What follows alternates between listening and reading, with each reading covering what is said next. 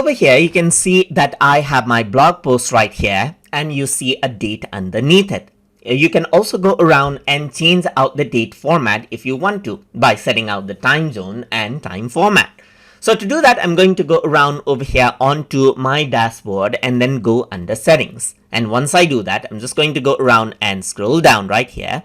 And once you scroll down over here, you will be able to see the time settings as well. So you can see that under formatting, there's the time zone that you can select. Right now, it's set to Pacific time, Los Angeles right here. So if I were to go around and select out another time, I can go around and select another time as I like as well. Another time zone that is. So let's just go around and select out, let's say, a random time right here. So I'm just going to say Tonga Standard Time and press save, and the time zone will be changed to that particular time.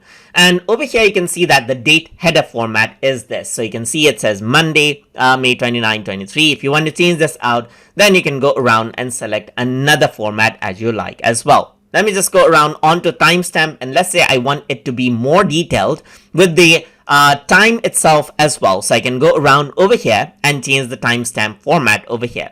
You can also see it and change the comment timestamp format, as you can see right here, and you can select that out to be more detailed over here as well. So once you change this out, if I were to go around and refresh it over here, then you can see that the time format changes out right here with a certain time zone and even for the comments. So if I were to go around over here on to read more under comments, then you will be able to see. So this is what you have, as you can see. So let's just go around back right here, and then let's just go around onto the video right here where you have two comments, and over here in the comments you can see the time right here just like this. And that is how you can go around and change the formatting of the time and time zone as you like inside of Blogger. So if I were to go around and create out a new post right here, then what happens is that you can see the time right here. So whatever you select gets converted into the format that you selected on the post in your blog.